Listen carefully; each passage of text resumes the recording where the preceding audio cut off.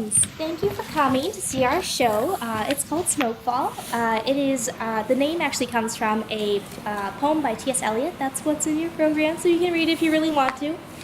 So we're just a general reminder, cell phones are a huge distraction to the actors on stage, as well as kind of a little bit of a disrespect to spend a lot of time on this show, and we want you guys to be able to enjoy it. So we please ask you to turn off your cell phones. We will have a 10-minute intermission, so all of those very important texts, you can check it down. Yes, one of my favorite quotes that I think pretty much sums up the play is heartbreaking and hilarious at the same time. And because of the heartbreaking one, if it ever, gets too much for you, please feel free to leave and take, a little time to yourself. That's totally okay. Please do. Yeah, like the actors, we like to say, or joke around that the actors get teared up when they deliver the lines. They actually do. The show is pretty emotionally heavy. There's very mature themes, mature language, so if you guys do need to take a moment, just quietly leave the theater. We won't judge you. On top of that, we did include the counseling center's number just in case you feel the need to reach out to anyone. But yes, anyway, I swear it's not all that sad, but there's fun parts too. So anyway, thank you for coming, and let the show begin.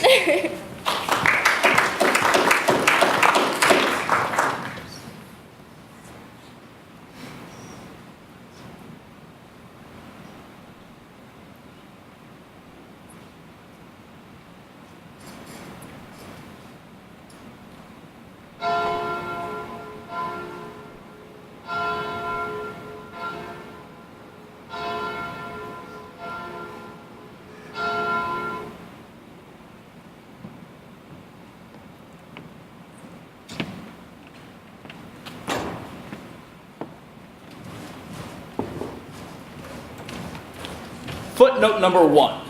The church bell tolls 7 times. It is 7 in the morning. The Grace Episcopal Church is well over 200 years old, making it the oldest building in Grand Rapids, Michigan. The bells themselves were imported from France. They toll the hours away, and everybody hears them in the town, no matter how hard they try not to. They are the metronome of these citizens' lives, hour by hour. Did you hear that, boys? The newest day, we're making breakfast for our family.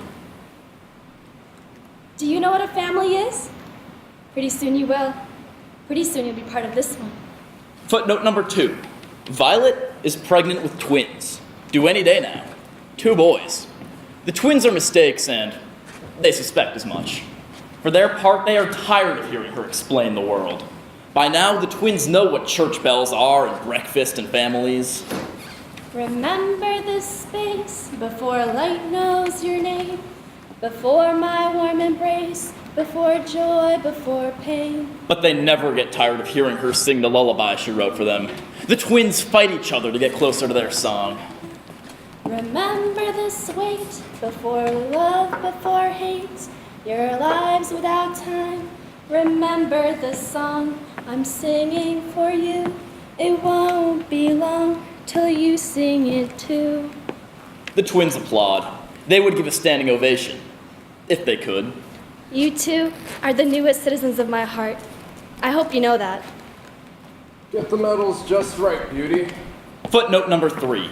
The colonel was, as his name suggests, a colonel in the United States Army. Every morning he still puts on his uniform and his medals. A distinguished officer, he and his wife finally settled in this house where they raised their only daughter, Violet. Before moving here, the colonel had never spent more than 3 years in one place. And while he found the idea of stability comforting, he found the patterns of routine numbing. The colonel begged his wife to move. "I can't take this anymore, I'm going out of my mind!" But after 36 years of jumping from place to place, his wife said enough was enough. The colonel relented, he quieted, and finally, even in his dreams, he stopped longing for faraway places. You don't have to talk, Beauty. I understand everything you don't say. Footnote number 4. Beauty stopped speaking suddenly 3 years ago. The last thing she said, appropriately enough, was, "I have nothing more to say." And she began her silent life, from which there has been no respite or pause. I'm hungry. Are you hungry? Good. Let's make our entrance. The colonel needs help down the stairs. And up them, for that matter. He can't remember a time when each step didn't hurt. But he keeps it to himself, even through the winces. Lately, he has become convinced that his entire life is another person's dream. Hi, honey.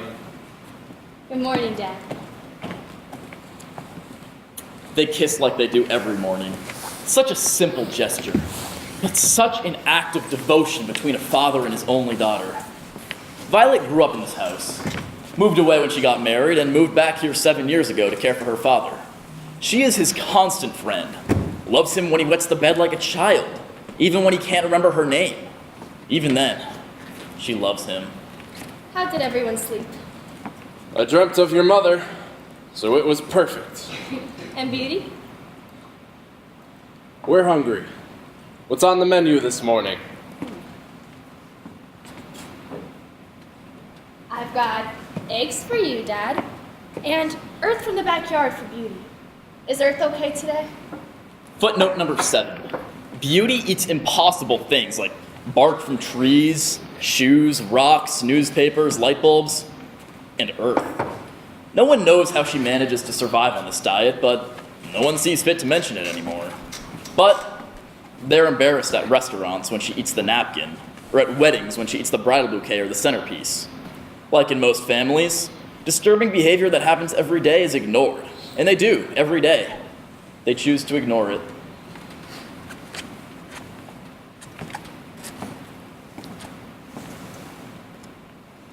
You're pregnant. Twins. Boys. Gonna say my hellos. They would love it. Hello in there! That's your grandfather. My father. And your sister is here. She's waiting for you, too. We're all waiting. We're all so excited to welcome you home. Oh, Beauty, can I get you a cup of paint to drink?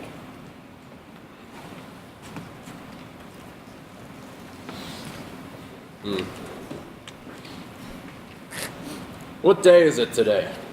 It's Monday, October 24th. What time is it? A little after 7. Well, it's not night. Not even close. How many hours until I get to go to sleep? A lot. Well, how many exactly? Well, you go to bed at 9 o'clock, so you've got about 14 hours. 14. So many. Maybe I'll take a walk after breakfast. She smiles. He says that every day like it was the first time. He takes a walk every morning after breakfast. Every day the exact same route. 146 steps to the corner. Turn left. Right at the hospital parking ramp. Right at the house with the loud children. Right at the embankment. Cross over the river perpendicular to the expressway. Curve around the public golf course and walk through the gates of the cemetery.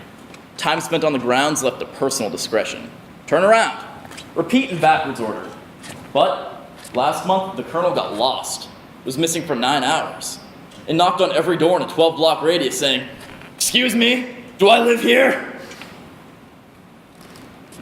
Your breakfast is getting cold, love. Coming. Footnote number 9. Like many truly unhappy people, Daniel can be the most charismatic person in any room. Lying in bed at night, he makes lists of all his reasons to be grateful, but they only temporarily relieve his general sense of dread and malaise. When Violet told him she was pregnant again, he walked into the next room, closed the door, didn't come out for 3 hours. When they found out they were having twins, Daniel started to cry. He avoids his house and his family as much as possible. He's never felt at home here, never gotten used to pooping in his father-in-law's house, and still feels so self-conscious about the squeaky mattress during sex, which has gotten less and less frequent, even before the pregnancy. He's so tired. He's been tired for years. He survives each day through the smallest of joys, a minor flirtation with a coworker, a stolen cigarette in the loading dock, the first drink after finally making himself come home. Good morning. Good morning, love. Are you hungry? Starving. How are you today, Colonel? I don't complain. And how's my beauty? Earth today. Excellent choice. Pink? Eggshell blue. I had some left over from the twins' room. Touch them? Violet. Please. Do you feel that, boys? That's the hand of your father, who will hold you so often and so hard. Not exactly. After breakfast, Daniel will get in his car. He'll drive past his office. He'll buy 3 loaves of white bread from the gas station, and he'll sit downtown by the river feeding the ducks. He'll call in sick from work, get in his car, and start driving west. By 11 o'clock, he'll already be in Chicago. I'll turn back soon, he'll tell himself. By 3 o'clock, he'll have just passed Dubuque, Iowa. Just a little longer, he'll say. He'll spend the night on Highway 12, just outside Aberdeen, South Dakota, getting the first peaceful night's sleep he's had in years. He'll wake up refreshed, get in his car, and keep driving west. After this morning, Daniel will never see any of his family again. Talk to them? Good morning, gentlemen. The twins appreciate his respect. He always calls them gentlemen. What did you tell them? You'll have to ask them. Help me. Help me, boys. Remind me how much I love this family. Of all the things I have to be so grateful for. Please, gentlemen, help me remember the glory of living. Do you want the flower, Beauty?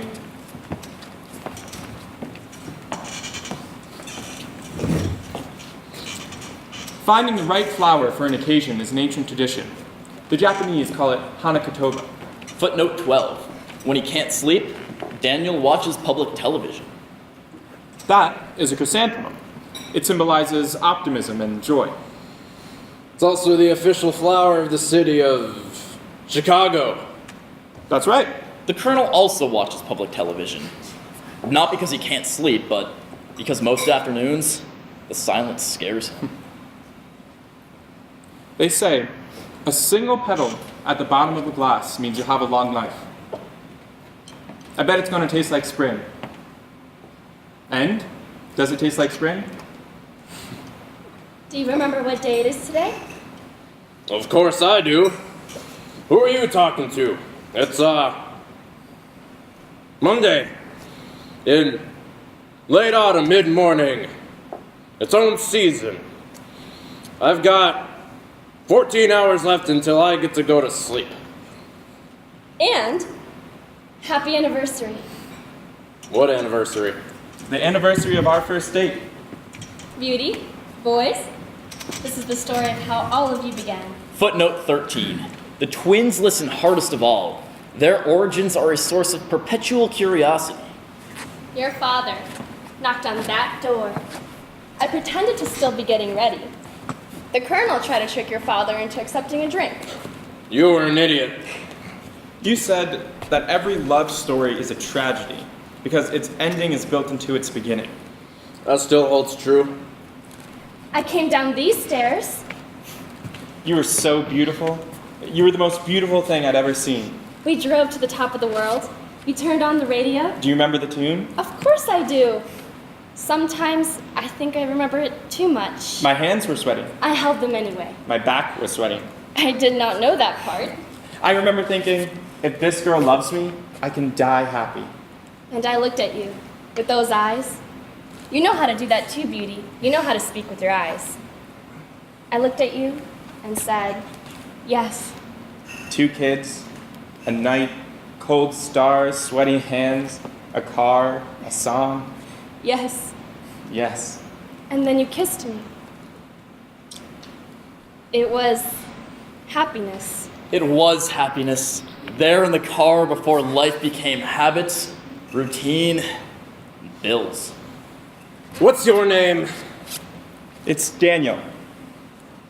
How'd you get in here? I live here. I'm your son-in-law. How would you characterize our relationship?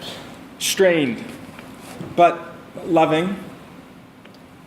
Do you see any room for growth? I'm sorry, Violet. I can't do this today. I'll take care of it.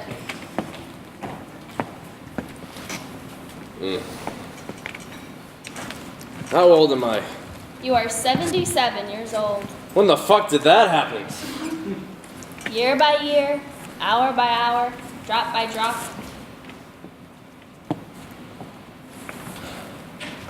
Where's your mother? Where's my wife? You know where she is. Is she still asleep? No, Dad. Lenore! Footnote 15. Lenore, the love of his life. They loved each other on 6 different continents. Lenore! By all accounts, it was the most perfect love anybody had ever seen. It was like something out of a romance novel, but even better because, well, those books aren't very well written anyway. Lenore! It was like something out of a song. When she died, the Colonel's mind began to decline. At first, it was only the year, or maybe the president. But soon, it became the hour of any day. He barely recognized anyone's face, not even his own. And now, he sees no difference between waking and sleep.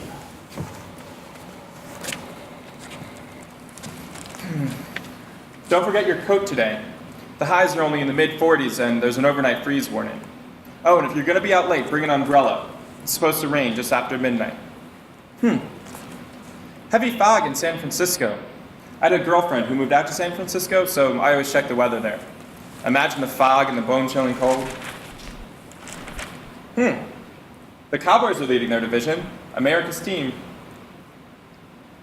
No risky investments today, Aries. That's you.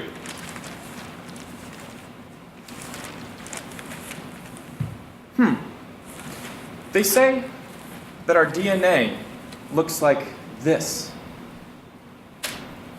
When I was in 9th grade, I had a science teacher who always told us that the most important system in the body is the reproductive system. That's all we're here to do. Reproduce, and then boom, the earth is done with us. That always stuck with me. Boom, and then done with us. Are you excited about having 2 little brothers, Beauty? Do you think you want to talk to them? I remember the day we brought you home. We were going to name you April, but we named you Beauty instead. Your mother was the most beautiful thing I'd ever seen, and then I met you. And I felt what it was like to love something more than I loved myself. Do you remember when we had the apple tree in the backyard? In the summer, in the shade, I'd lie down on the ground and I'd hoist you up and balance you so that you were parallel to the ground, so that you could feel like you were flying. It was our favorite game.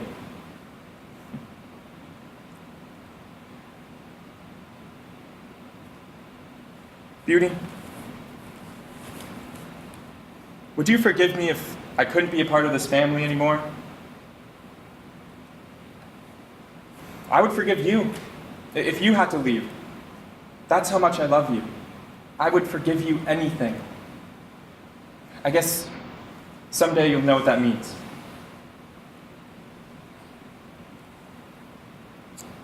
You are the best thing I've done with my life. You're the most beautiful thing I'll ever see. Well, I've got to finish getting ready for work. Footnote 16. You are the most beautiful thing I'll ever see. These words will ring inside her mind for the rest of her life. Beauty will imagine all the things her father sees and wonder if she remains the most beautiful.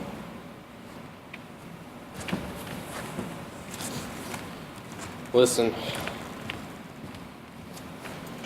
Your mother's dead. I know she is. We loved each other on 6 continents. Count 'em! 6.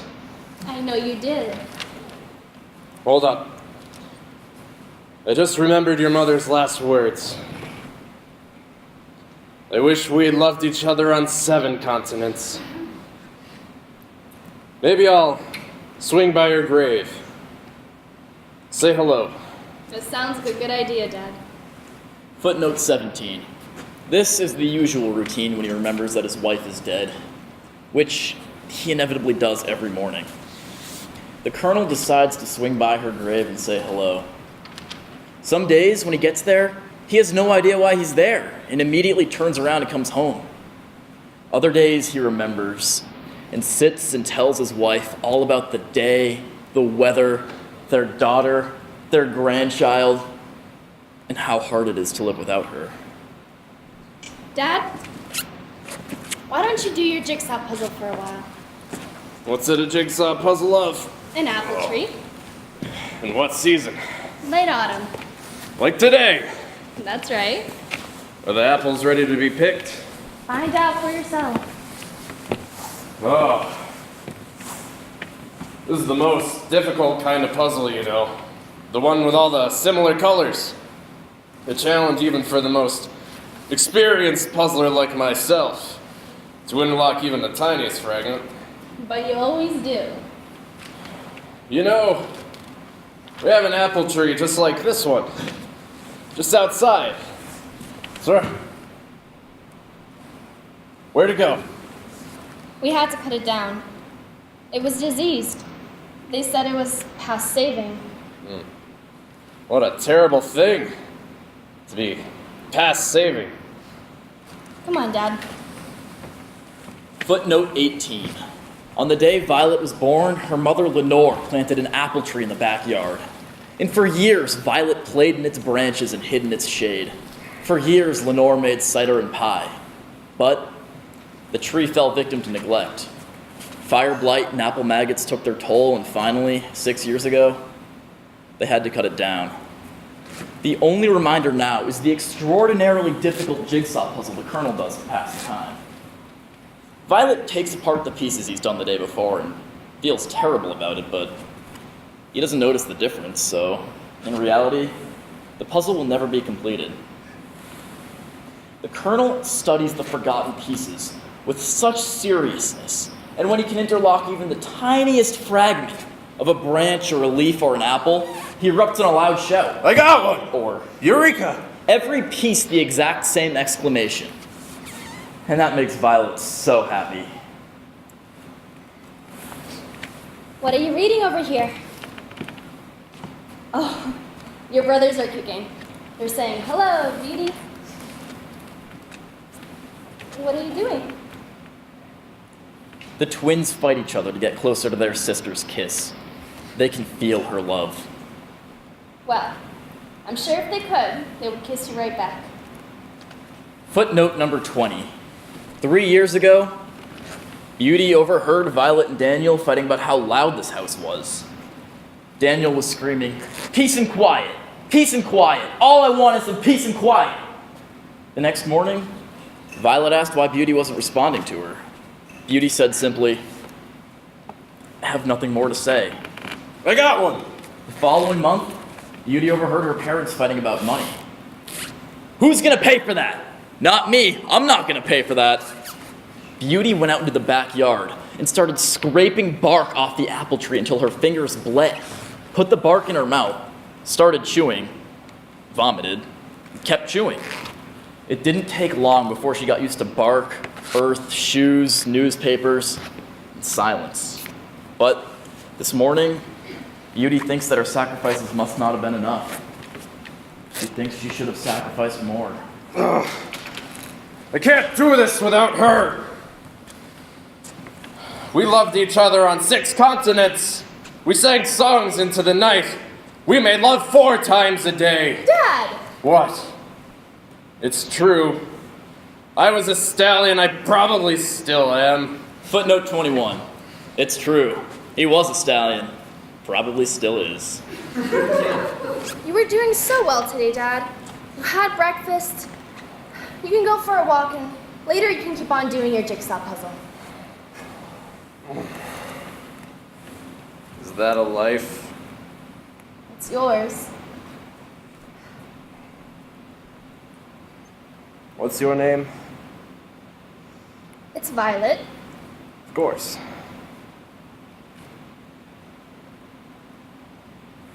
You're pregnant. Yes, twins. I'll be your grandfather. You already are. You remember Beauty. Hello, my girl. Do they have names yet? John, And Samuel? John is my name. Yes, that's your name. Can I say my hellos? They would love it.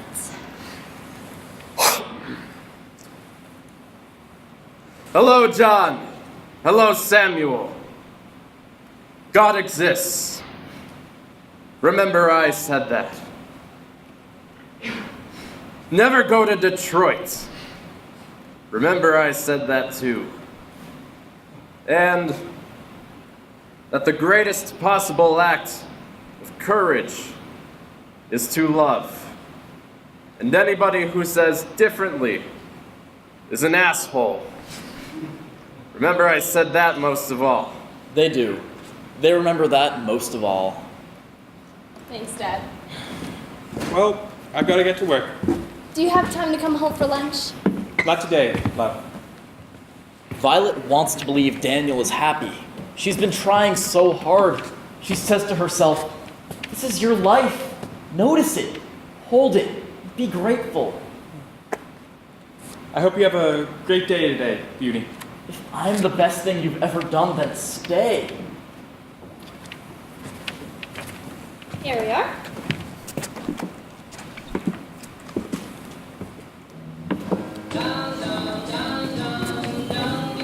Well, hold up.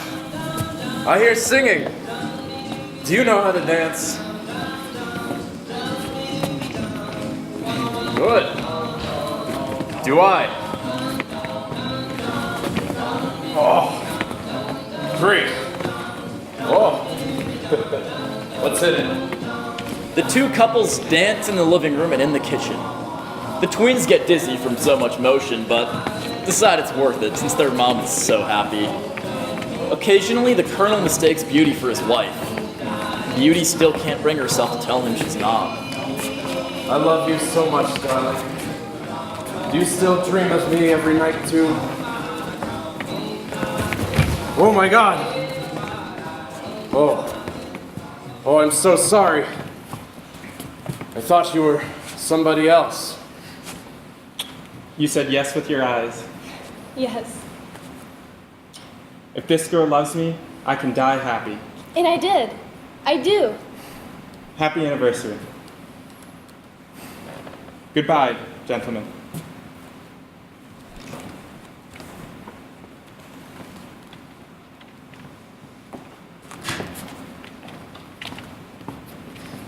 Come back.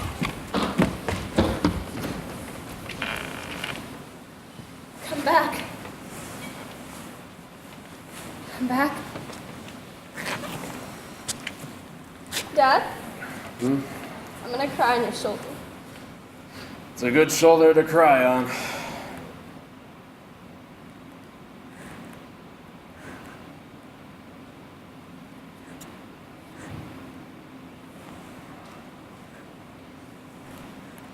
What's your name? It's Violet.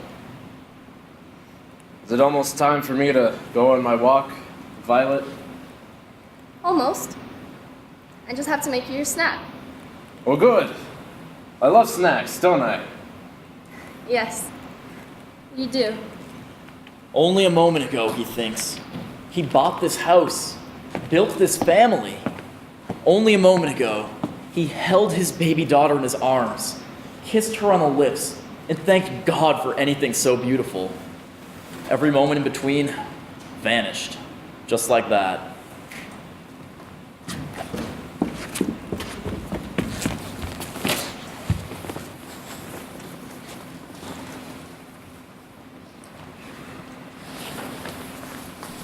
Are those your clothes?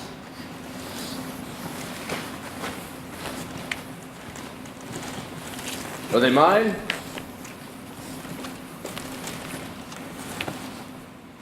Are they your father's? What are you doing with them?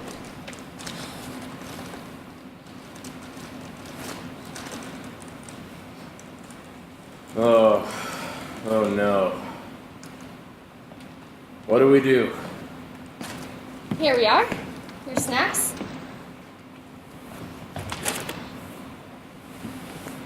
doing with your father's clothes? Dad, what is she doing with Daniel's clothes? We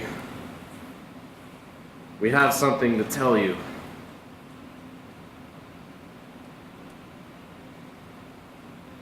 You're pregnant! Twins. Boys. I'll be your grandfather! You already are. You remember Beauty. Hello, my girl. It's time for your walk, Dad. Oh. But what if I get lost? What if I don't find my way home? Then I'll come find you. I always do. Now say goodbye to Beauty.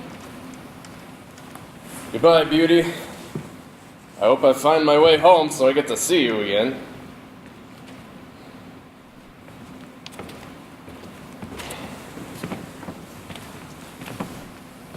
Oh. Can I say my goodbyes to the boys? They would love it. Goodbye! Remember, God exists. And that your credit rating does not reflect who you are. And in the very torrent, tempest, and as I may say, whirlwind of passion, you must beget and acquire a temperance that may give it smoothness. Footnote 26. The Colonel made his bones playing Hamlet in summer stock. Fare thee well.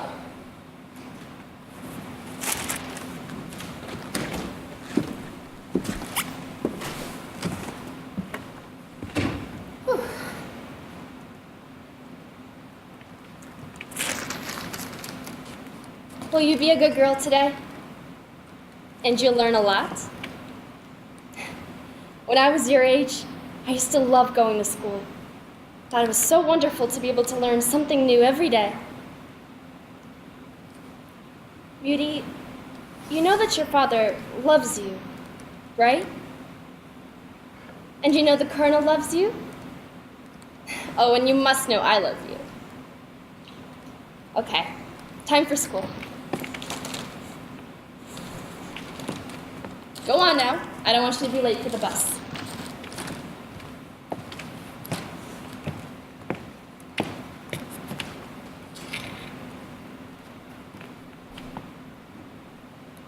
Love you too, Mama. Footnote 27. For over 3 years, Beauty hasn't said a word. And then suddenly this morning, she decides to speak. Unfortunately, it's just a blip in the silence. She won't say another word for another 10 years when, as she walks out that door with her suitcase, she turns to her brother Johnny and says, "Come with me." Violet sighs. She wonders why we love it so. This life. Maybe tomorrow will be different, she tells herself. Maybe in another day, I'll know how to live. She thinks of all that time, of all that day ahead of her, of all the hours when her reach cannot touch them. Violet will sit in her chair by the window and wait for each of us to come home.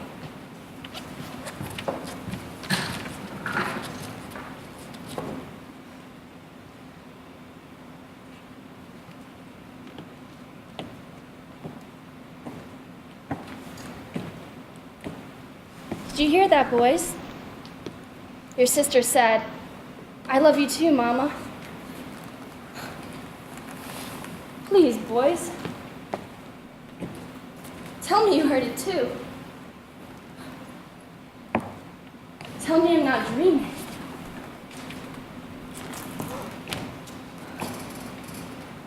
I'm gonna take that as a yes.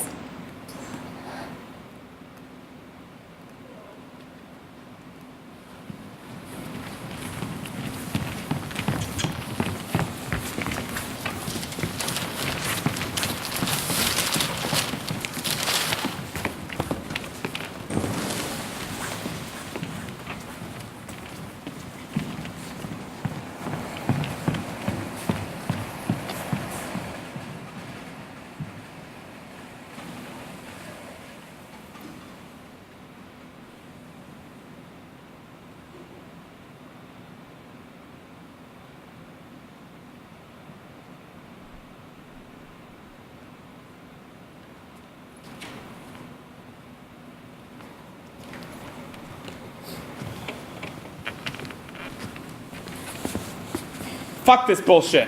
Don't be so negative. We're about to be born. Speak for yourself. I'm not going anywhere. It's not really up to you. I'm not ready. Ready? We've had 9 months to get ready. I need a nap first. You want me to sing the song? I guess, if you're not doing anything. In the jungle, the mighty jungle, the lion sleeps tonight. In the jungle, the mighty jungle, the lion sleeps tonight. Whee! Oh, God.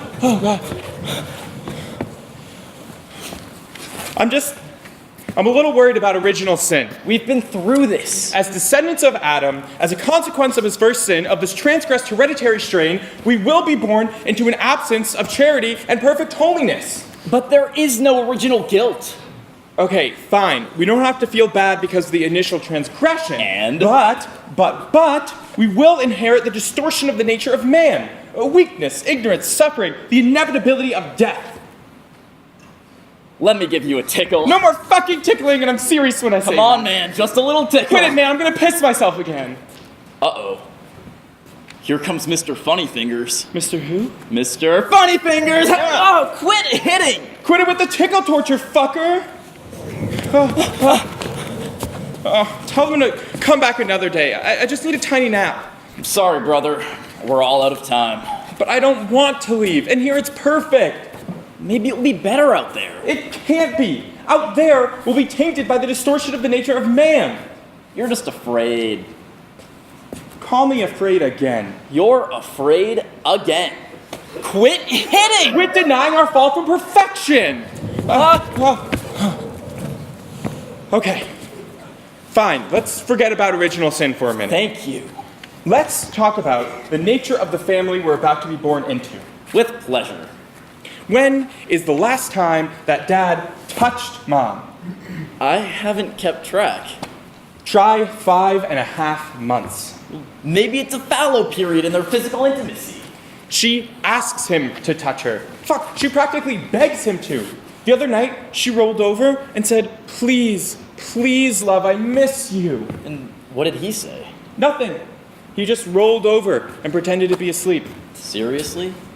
Our family might not be a stable environment to nurture love.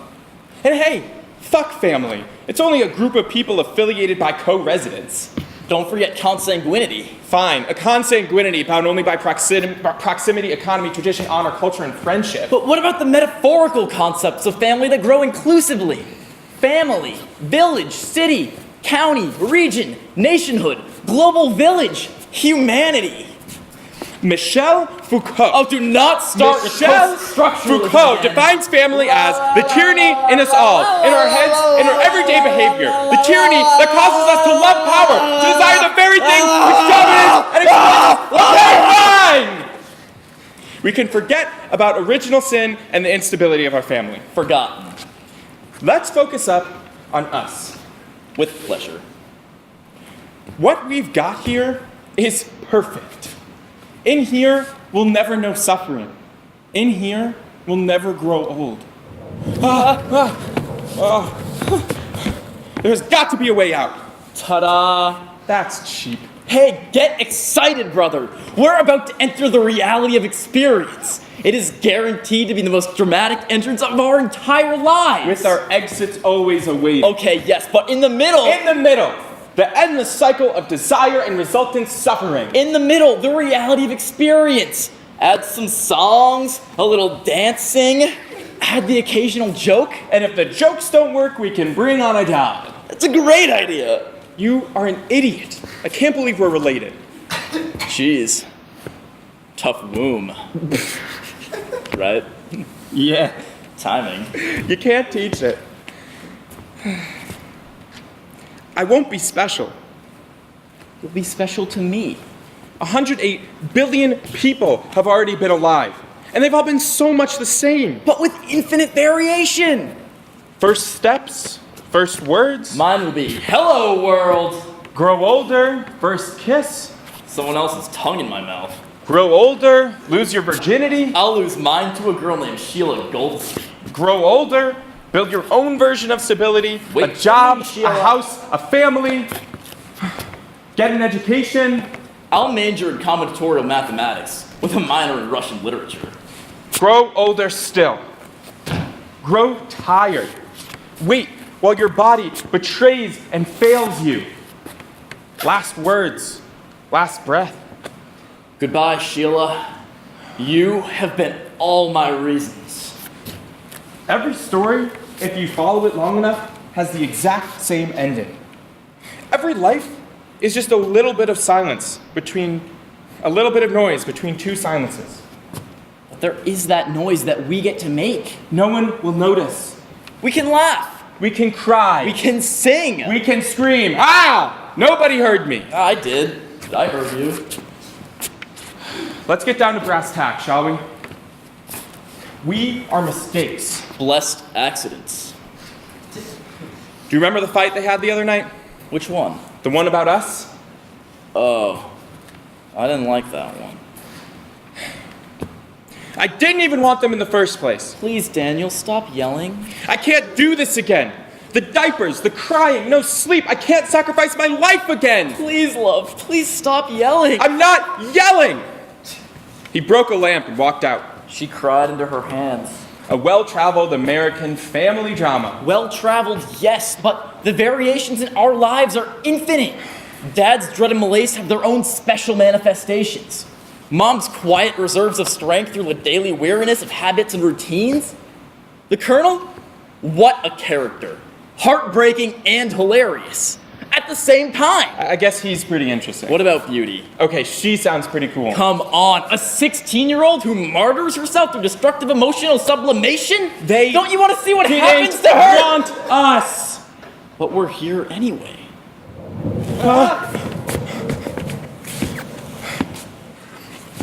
Mom's working pretty hard to get us out. Do you hear her crying? We can stop it if we go. Do you hear Dad comforting her? No. No. He's probably still at work. Help me. Help me, boys. Remind me how much I love this family. Of all the things I have to be so grateful for. Please, gentlemen, help me remember the glory of living.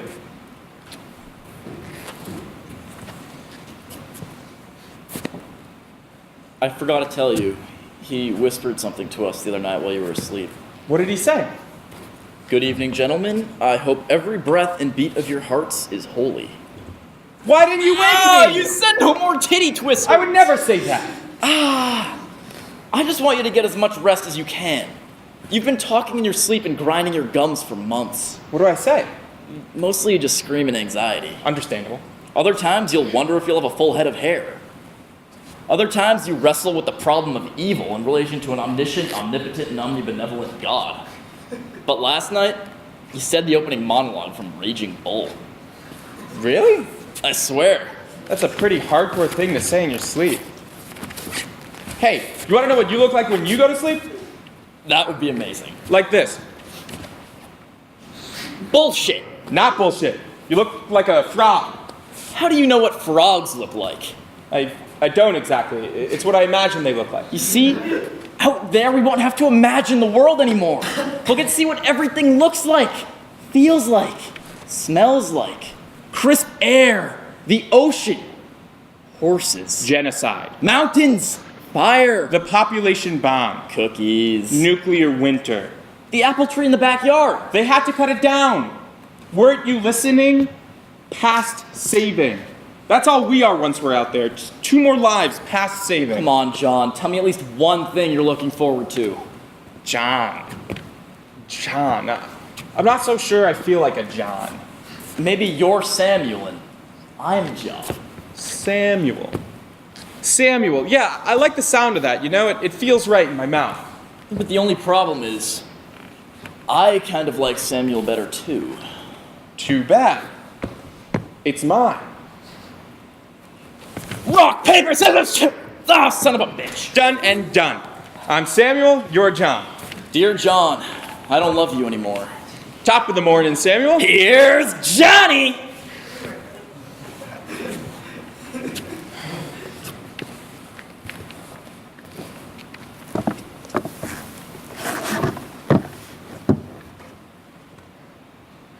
I'm so scared, brother. But out there is the entertainment. I'm so scared. Me too. I'm scared too. Hey, did you fart? No? Did you? Yeah.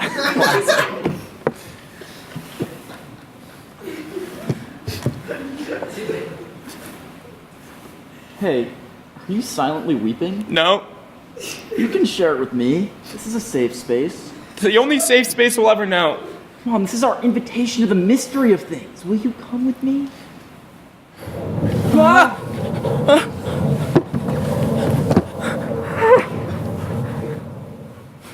But we'll come out all bloody and disgusting and covered in afterbirth. Someone will wipe us off. What if it's too bright?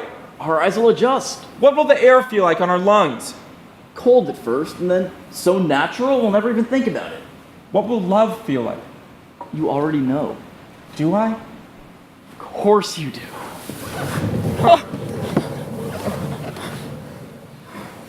I'm still just a little worried about original sin. It's too late. As the sentence of Adam, Stop. as a consequence of his first sin, Stop, of brother. this transgressed hereditary It's sin- time! Ah! What did the Colonel say this morning? Never go to Detroit. What else? What's your name? No. What's your name? What time is it? No. What's your name? What time is it? How old am I? When the fuck did that happen? The torrent, the tempest, the whirlwind of passion. What's your name? What's your name? What's your name? What? That the greatest possible act of courage is to love. And anybody who says differently is an asshole. Now, are you an asshole? No way. No way! So let's be courageous! Go out there and love our time! Every single moment of our lives! What time is it? It's showtime. What time is it? It's showtime. I can't hear you! It's showtime! Can you sing Mom's lullaby? Remember this space before light knows your name, before my warm embrace, before joy, before pain. Remember this wait before love, before hate, your lives without time. Come on, brother. It's time for us to enter the reality of experience. Let's go. Cool. So, who goes first? You? No, I insist. After you. I couldn't possibly. No, I couldn't possibly. I'm not fucking asking. Fine. I'll go, but you'll come out right after me.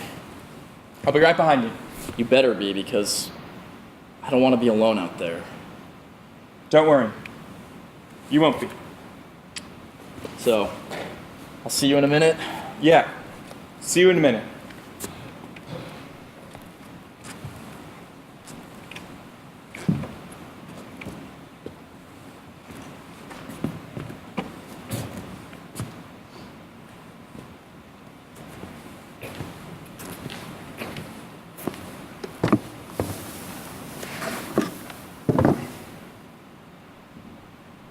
I hope your life is extraordinary in every way, brother. I hope every breath and beat of your heart is holy. Holy. Holy.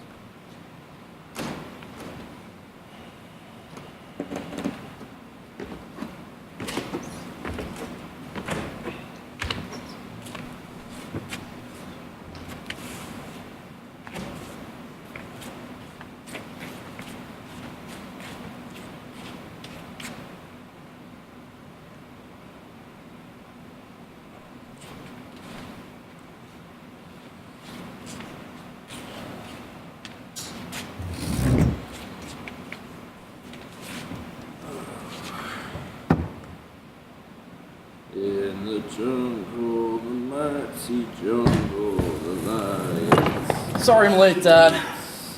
There was heavy weather in Detroit. Happy birthday! Well, the good news is this. Just about ready to move past original sin. Oh, that's fantastic. Congratulations. I was born. It wasn't my choice. Didn't know I had one. But they say that once you're put on this earth, you fall from a state of perfection. Bullshit. Hello, Samuel. Thank you for crossing 2 oceans to celebrate my birthday. The idea of original sin is responsible for so many people feeling that they are fundamentally bad and unlovable. Maybe I am bad. Maybe I am unlovable. But certainly not just because of the fact that I was born. So let's forget all about original sin. Forgotten. And let's talk for a minute or two about genetic determinism. So that's the bad news. I was a bad father, a terrible husband. I know this. Don't say anything differently. Wasn't planning on it. But how could I have been better with the fundamentals with which I was born? Maybe I'm just a mechanism that plays out the theme of our lineage. And if that's true, I had no agency in how my life was going to play out. I see the maid forgot to come again this year. My father, he left, abandoned us, idiots, before I was born. Please, Dad. I left my house 25 hours ago. My sister ran away. My mother fell apart. My grandfather went for a walk one day and never found his way home. Don't even get me started on how traumatic it is to be unable to convince your unborn twin brother to live. No one can hang themselves in utero. You had to be there. I'm just saying that this family was not a safe space to nurture love. Was this a secret? I couldn't have loved you or your mother any better. It's built inside of me to fail. It's built inside of you too. But that doesn't allow for our ability to grow, to heal, to transform. I'll grant you cope, not transform. And it denies culpability. It explains, not denies. I was fucked before the start, not stained with the distortion of the nature of man, but with this family, this blood. I'm just a minor variation on the theme of our lineage. Same as you. Okay, Dad. Okay, what? You're right about all of it. Original sin, genetic determinism, whatever other argument you came up with. Don't fuck with me. It's my birthday. So let's celebrate. I brought a bottle of wine. This cake has your name on it and frosting. They were out of candles. You'll have to make your wish without them. I can't wait to see the look on your face when you open my present. I have no time for presents. No time for wishes. Mom got you a card, by the way. Oh.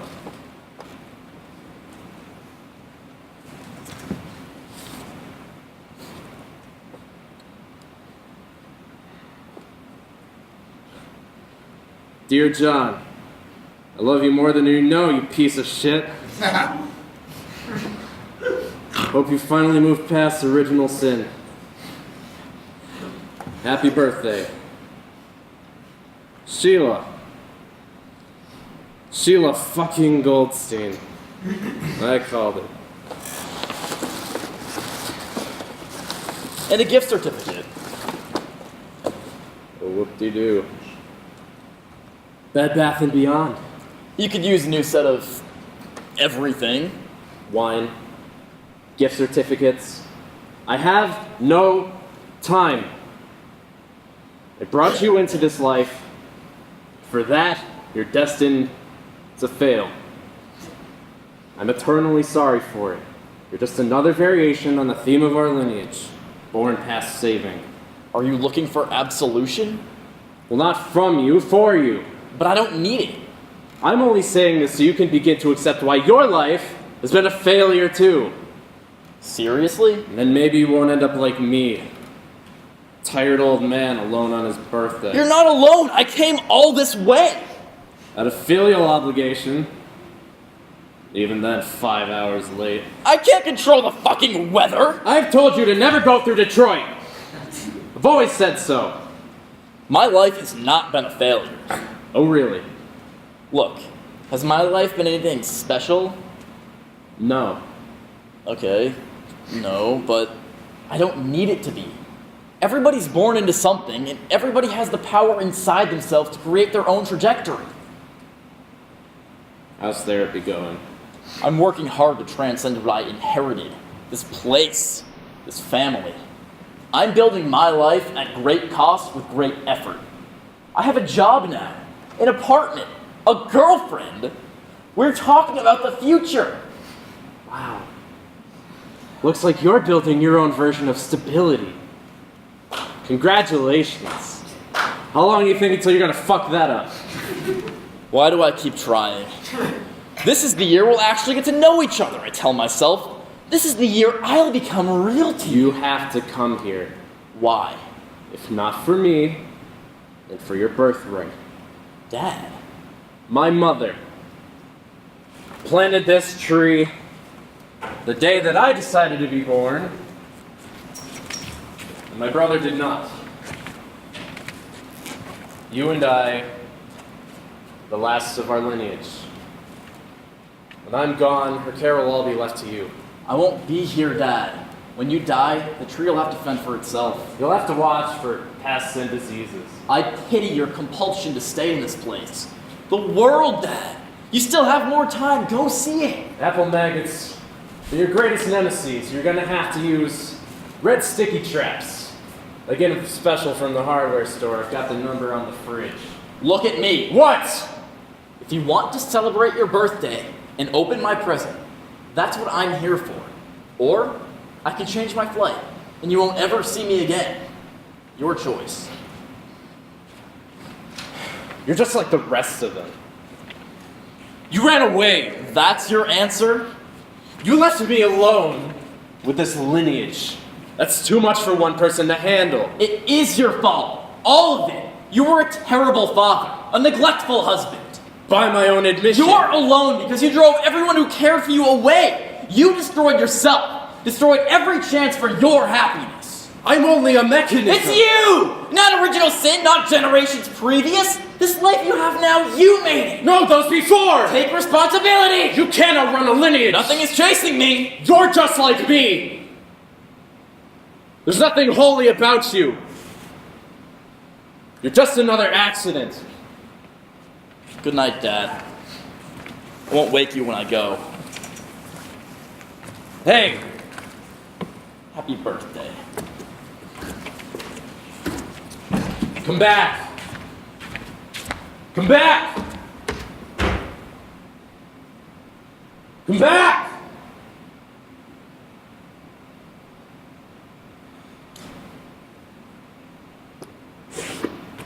Fuck.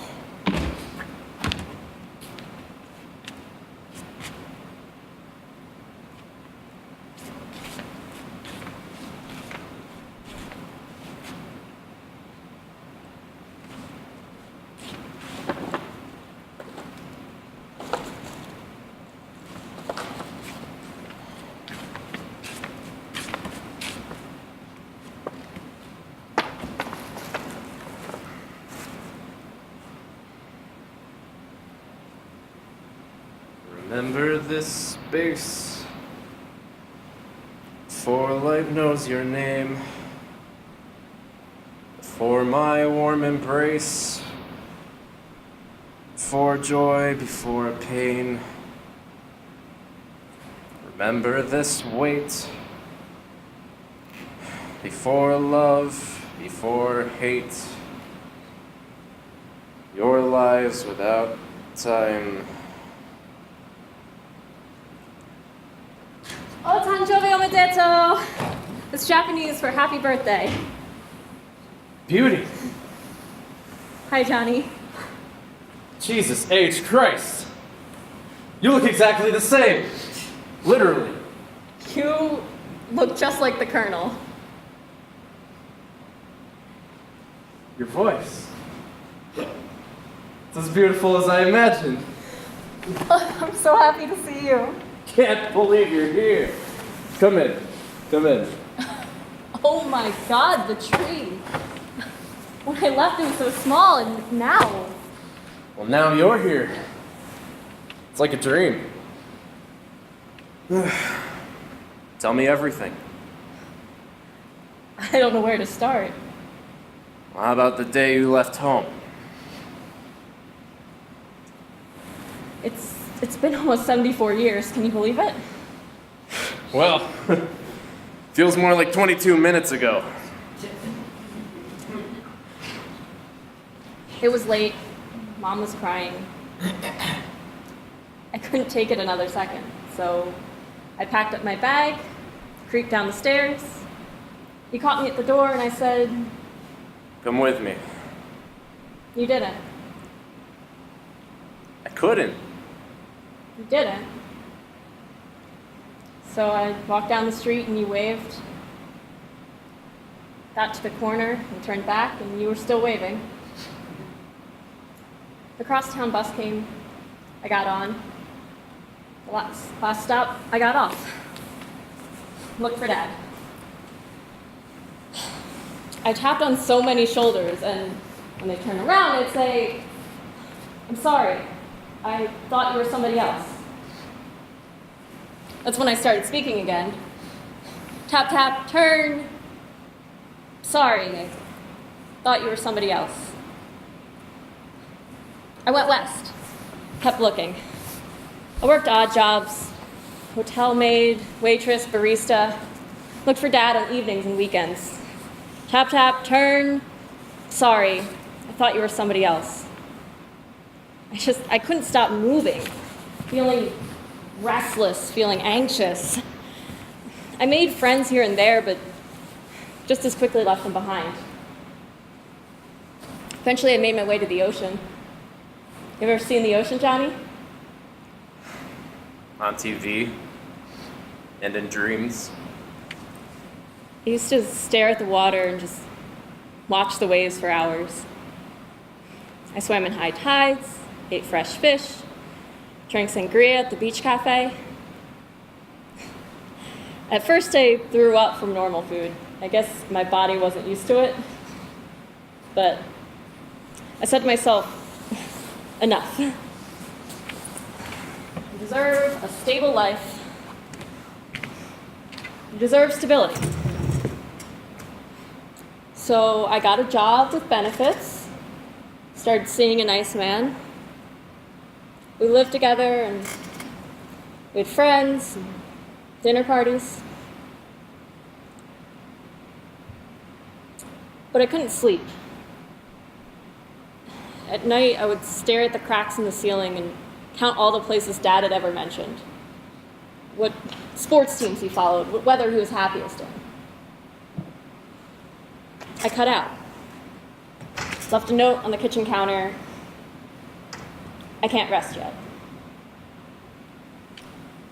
I tracked down an old girlfriend of his in San Francisco. She gave me a picture of them when they were just teenagers. So young. I realized that I had stopped aging. Time just didn't touch me. No sagging, no bags, no brittleness. A weary mind, yes, but my body, no. There was always another town, around another corner. I went southwest, through Texas into Mexico. Tap, tap, turn. Lo siento, pensé que eras otra persona. South America, Africa, Australia, Asia, Europe. Yeah, I stopped from time to time. I traded currency in New Delhi, taught English in Kyoto. I spent 2 seasons in British summer stock playing Hamlet in a non-gender specific production. I kept saying to myself, there's nowhere you need to go. Nowhere you need to go. There's nowhere you need to go. I could have had so many legitimate lives. A mother, a wife, a lover, a hermit, an independent and sexually free spirit who throws pottery and wears ponchos. I broke hearts, broke ties, burned every bridge. Sadly, I got an almost perverse thrill leaving a place. I wanted to stay somewhere with someone, but I just couldn't maintain. There's always another corner, another shoulder to tap on. Finally, there wasn't much left of the world, so I hitched a ride to Antarctica with some astrophysicists I met in Helsinki. I said to myself, this has got to be the end of your searching.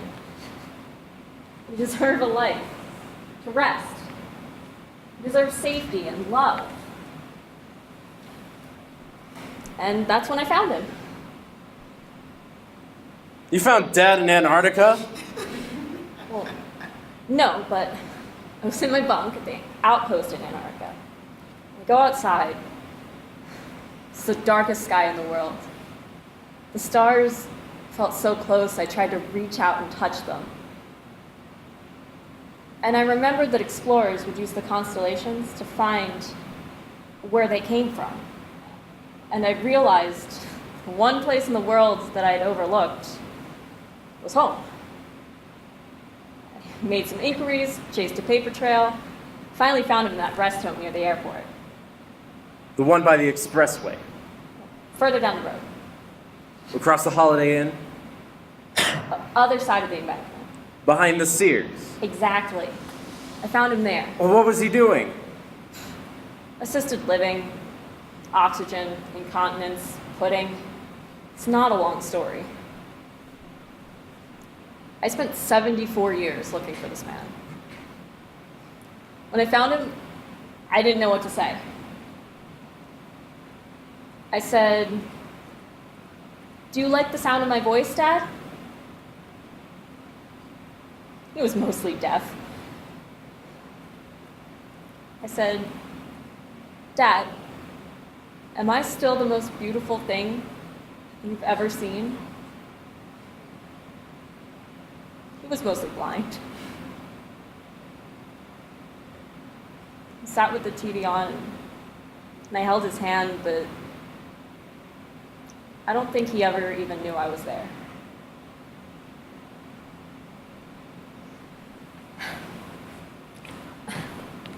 When he died, I kept his remains. Happy birthday. What the fuck? I thought maybe if we buried him in the backyard, I might finally be able to rest. Wow. Jeez. I'm so tired. You know, you had a long way to go. Beauty, I'm gonna go grab the shovel. Couldn't think of a goddamn better way to celebrate my birthday with this, but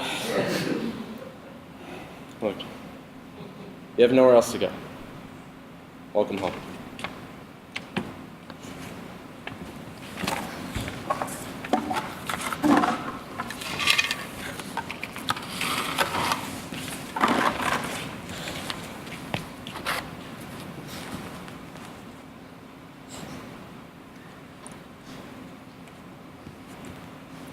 Here hung those lips that I have kissed I know not how oft. Where be your jibes now, your gambols, your songs?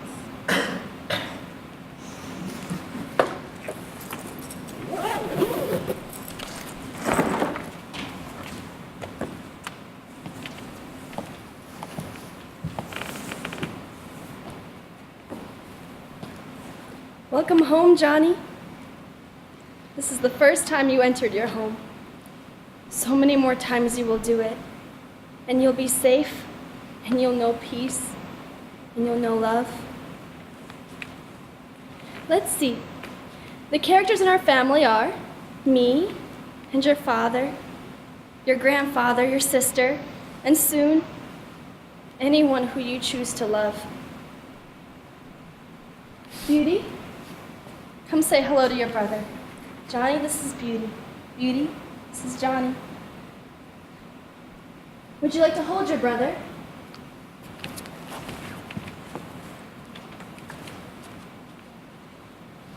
No, don't be scared.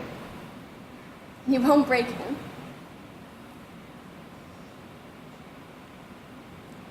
I said the same thing to you when you were first born.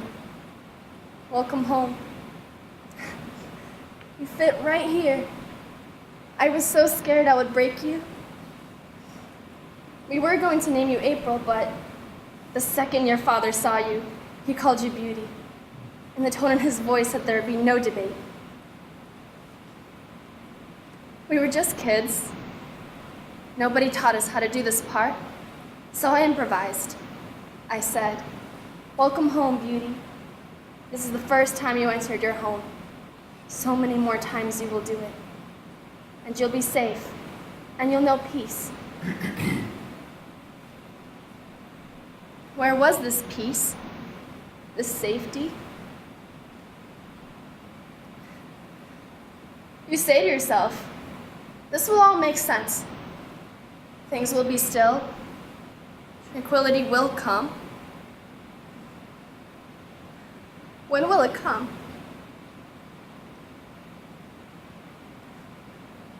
Your other brother didn't make it. I had to say goodbye to him at the hospital. These things happen from time to time. That's what they said. The cord, no breath. I told them, let me hold my son. Let me hold him.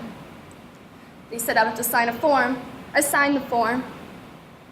They put him in my arms. Cold already. I kissed his lips. None of this had to happen. No date, no kiss, no wedding. No you, Beauty. No Johnny. No Samuel. Your father knocked on that door. I thought, I am in love with this boy, and if he loves me too, then I can die happy. Violet, answer the door. My heart was racing. What if I said the wrong thing? What if he doesn't love me too? Jesus H. Christ. Violet, are you gonna answer the door? Who could have told me it would be like this? Violet. He's just standing out there. I have to finish getting ready. Entertain him? Well, I don't want to. I like this boy, Daddy. I really like this boy. Please take this seriously. John, stop torturing her and answer the door. Yes, dear.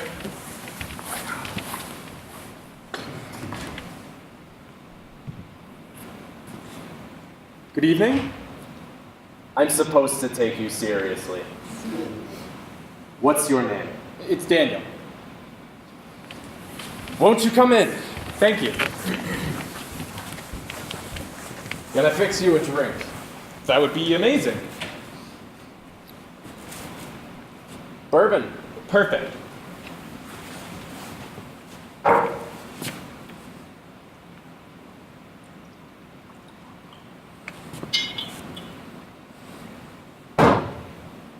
That was a trick. What was? Oh, to see if you'd accept a drink. You're underage. You're driving a car with my only daughter in it. Now, she wants me to take you seriously. So I'd suggest that you'd wise up quick, son. Let's try this again. Okay.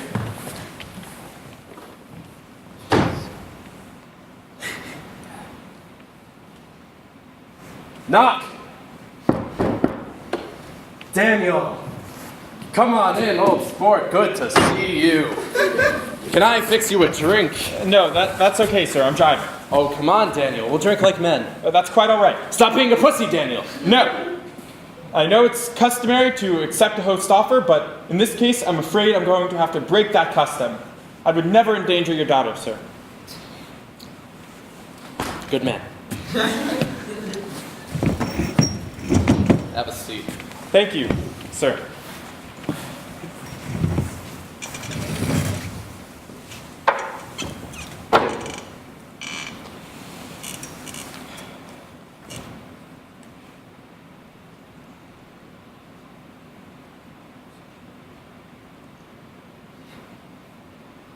Beautiful house. Been here a long time.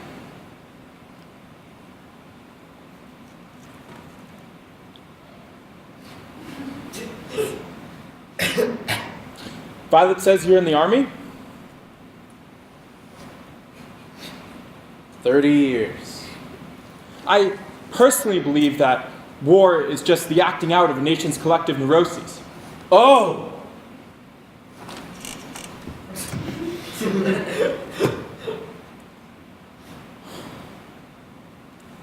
Can we skip the small talk, sir? Please. So, for me, romantic love is not manifest of an emotional or societal programming, or a projection of pre-existing yearnings onto another, or sexual desire in regards to mate selection, but, as Ralph Waldo Emerson once said, a revolution of mind and body that harmonizes both the individual and society. I just want to say that I am in love with your daughter, sir. I have been for quite some time. It has already transformed me. What the end of that transformation will be, I can't say, but all I want is to be around to find out.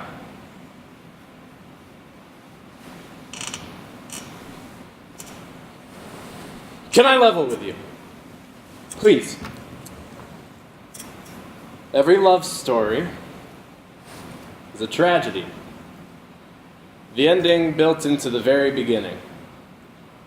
Either somebody falls out of love, or somebody dies.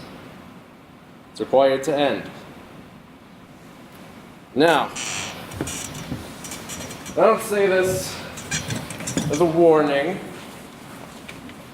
but as a challenge. Your challenge starting right now. What's the challenge, then? To love anyway. Here I come. And I do believe this goes without saying, but if you fuck with my daughter, I'll slit your throat like a pig. Sorry that took so long. No problem. Oh, Daniel and I were just having the most interesting conversation. Violet, I'll wait for you outside. Daniel! A pleasure. You too, sir. I'll see you in a minute. Yeah, I'll see you in a minute.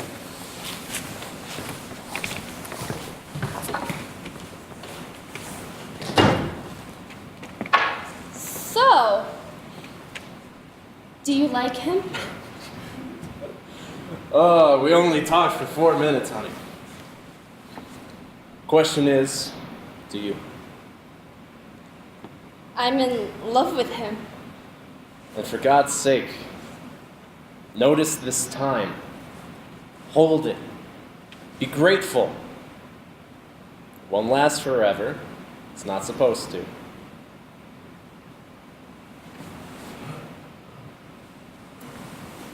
Good night, Dad.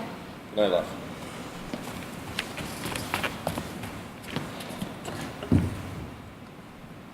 Is she gone? Yes, dear. Come on, we still have more 2 times to go and it's already 7 o'clock. If we do it 2 more times, I'm gonna break in half. If you break, then I'll fix you. Come on, John. I'm coming, Lenore.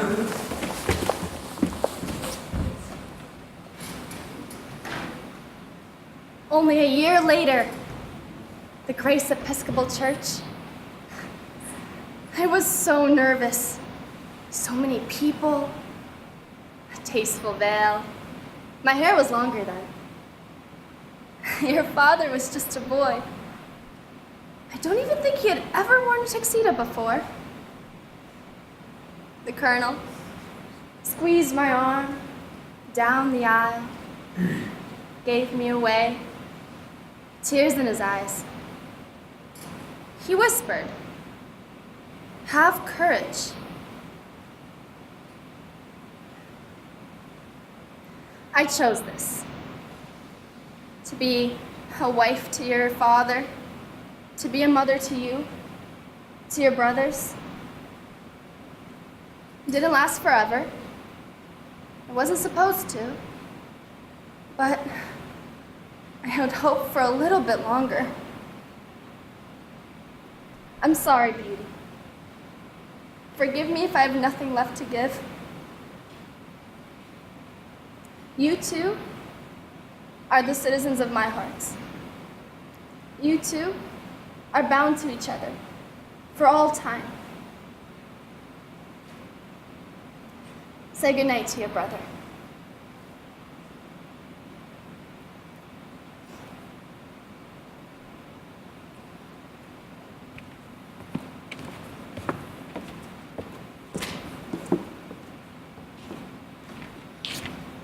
It's about time to get started, Beauty. Late October, early frost, every morning already. Have you given any thought as to where exactly in the backyard you want to bury Dad's remains? My favorite place is southwest corner. It's beautiful. Perfect light.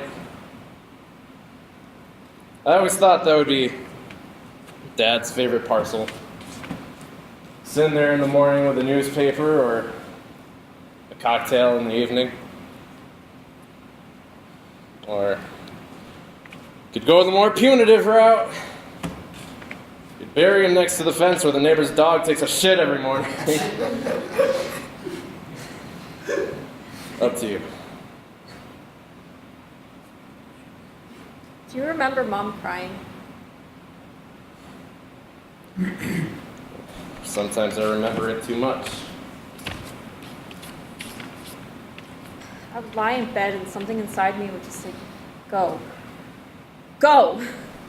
Go find him. Find Dad. Maybe he can help. Maybe he's the cure. You found him? Way past too late. Tell me of your life, Johnny. When I walk out that door to when I walk back in it. Beauty. Every minute we wait, it'll be that much harder. Please. I've missed so much already. I stood at the door. I said, come with me. I wanted to so bad. I saw you get on the crosstown bus. I almost ran after you. I cried all night. Screamed into my pillow. Teenager stuff. Why me? What did I do to deserve this? Mom asked me where you went. I told her you were on a little trip. You'd be home soon. 10 years. I told her that same story. Where's your sister? Don't worry, Mom. She'll be home soon. She died asking when you were coming home. I'm so sorry. Couldn't handle it. Didn't know what to do with myself. With my hands. So I picked up the axe. Started to chop down the tree. Chop! Chop! Chop!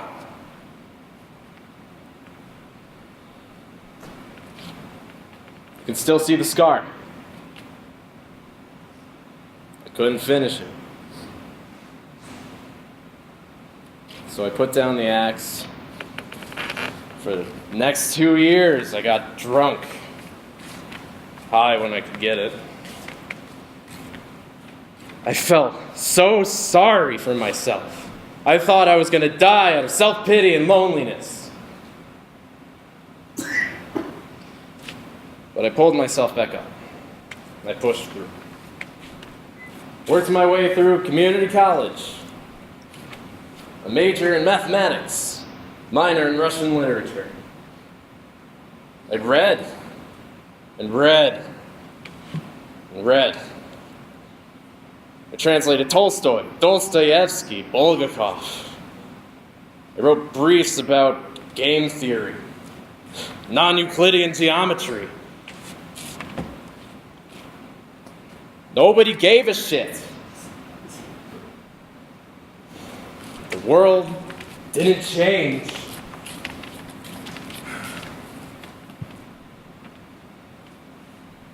I met a girl. We got married, had a son. I tried so hard to be a good husband, to be happy with the quiet intimacies, with the tacit contracts. I tried so hard to be more than just a minor variation on the theme of our lineage, but I couldn't. Maybe I wasn't strong enough. I don't know. I became withdrawn, angry, hateful. I was a terrible father and a neglectful husband. I destroyed every chance I had for my happiness.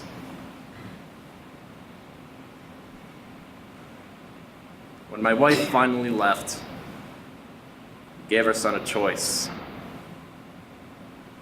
He chose to live with her. I missed him so much. He was the best thing I ever did with my life. I became depressed. Drew the blinds. Didn't leave my room for 9 months. Piss bottles. Overflowing ashtrays everywhere. I was afraid of the doorbell. The mailman. I went to the grocery store across town so I wouldn't run into anybody.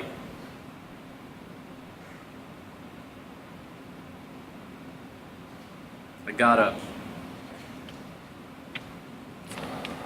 I tied a noose to the tree around my neck.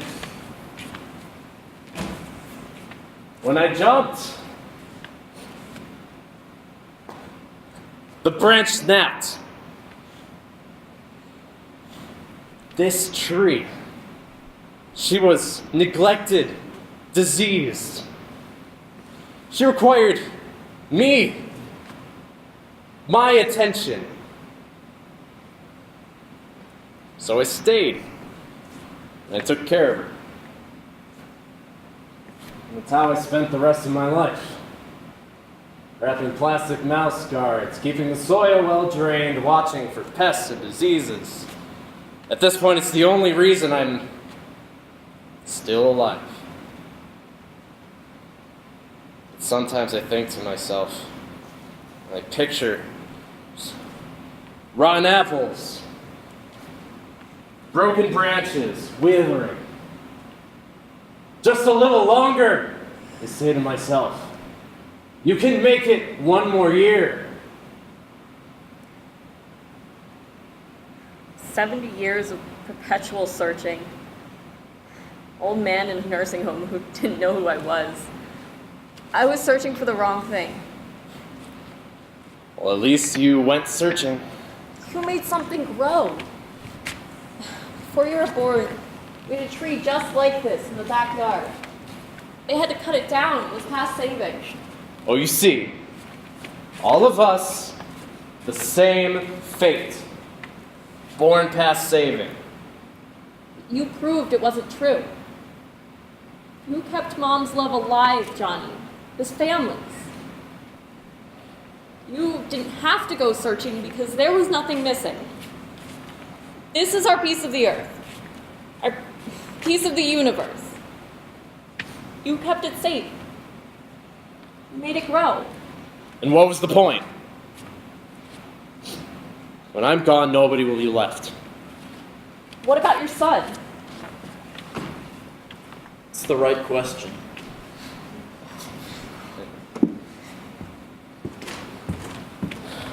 Beauty, this is my son Samuel. Samuel, this is your Aunt Beauty. It is so nice to meet you, Samuel. How old are you? 94, give or take a couple of months. She couldn't age. Weary mind, yes, but her body, no. She brought our father's remains home. Gonna bury them in the backyard. And maybe I can finally rest. Wow, sounds like your fantasy birthday party, Dad. I know. I never thought you were real beauty. I am. My dad, he would tell me bedtime stories about you, about our family. What kind? Every kind. Comedies, tragedies, love stories, a couple of westerns. The Colonel's Long Walk, God's Spies, Paint for Breakfast. The World is Round. Tell her one, Samuel. Tell her the world's round. You know, every now and then he'd get riled up. This one would put him down. Go on. Once upon a time, there was a girl so beautiful. Once upon a time, there was a girl so beautiful, she had to have it as her name. And, like all the most intelligent people, had to learn the truths of the world through experience. Which is why Beauty had to find out for herself that the world is round. Why don't you tell it, Dad? Beauty took that first step. Then 10 more. 10,000. 10 million. She had to go through hundreds of pairs of new shoes, uncountable pairs of socks. Along the way, she saw so many wondrous things, with so many people. She talked with them, and they talked with her too, about joys and sorrows, about grief, about hope, about love. And after many, many single steps, Beauty returned home, found for herself that the world is round. The end.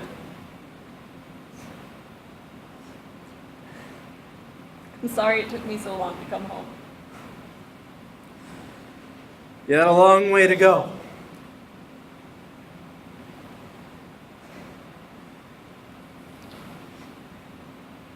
I want to bury Dad in the shade of the tree. He used to hoist me up there. I felt like I was flying. I've still never felt so free. The punitive route is tempting, but I know what forgiveness means. He said I would, and now I do.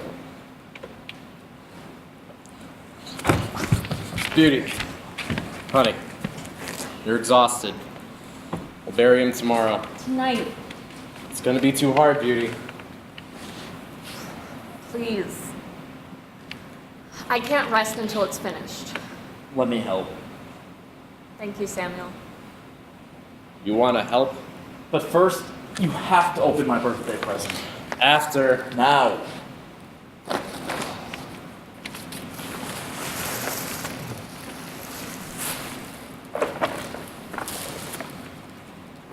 Oh, a manila envelope. How'd you know? Inside.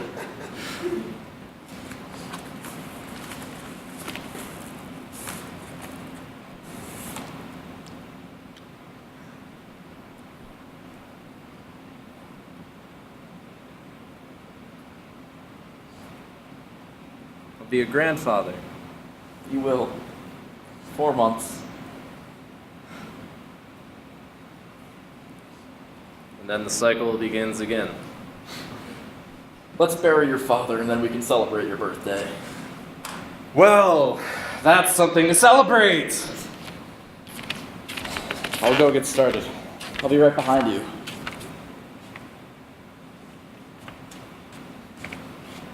see you in a minute. I'll see you in a minute.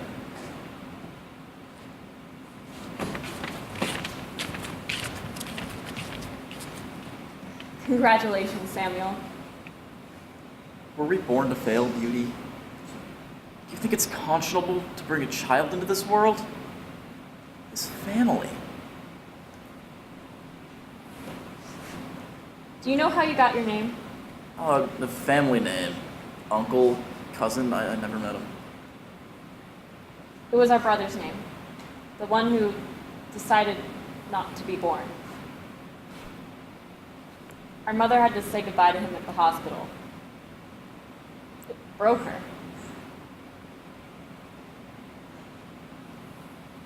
She called your father and I the citizens of her heart. She said we are bound together for all time. I'm so happy to know another citizen. Will I be strong enough? Can I transform this lineage? Will I have enough to give? Maybe not. Maybe so. Maybe the attempt is how we live.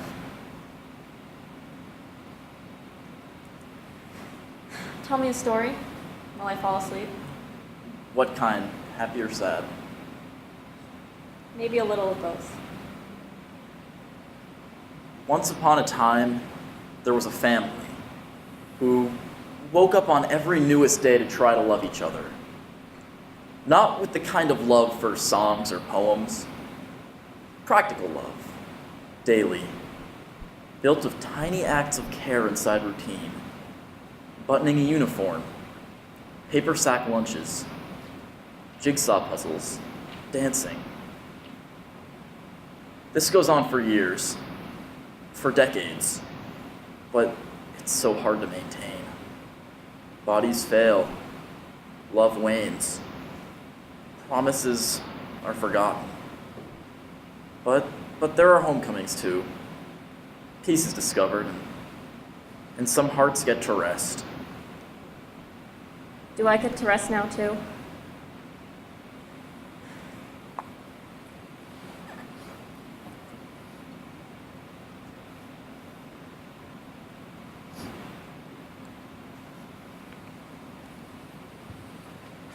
Footnote 28.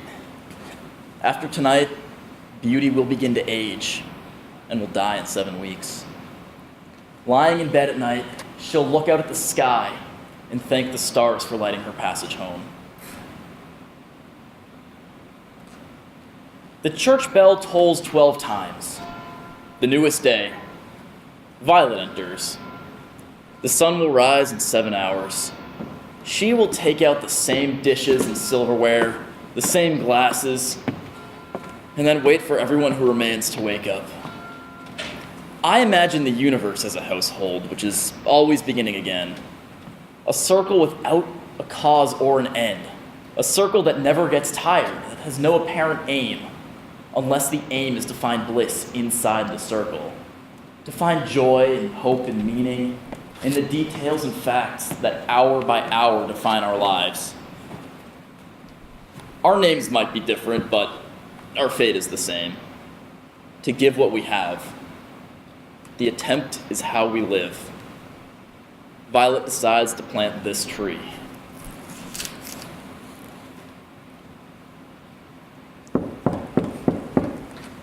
Violet, answer the door. How could I have known how much courage this was going to take?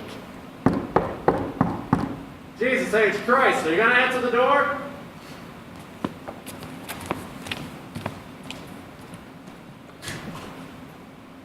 Sorry that took so long. No problem. Are you ready? Yes. I choose this. Footnote 29. Tonight, upstairs in what used to be my childhood bedroom, I will stare at the same ceiling cracks I counted as a little boy. The same ceiling cracks that Violet counted. And Beauty, my father, and soon, my own son. Just before sleep, I'll think to myself, yes, how funny, here I am, back where I started. Another variation on the theme of a love that can't cease transforming. It's been more than a minute, son. Please, I can't do this on my own. Don't worry, you don't have to. Here I come.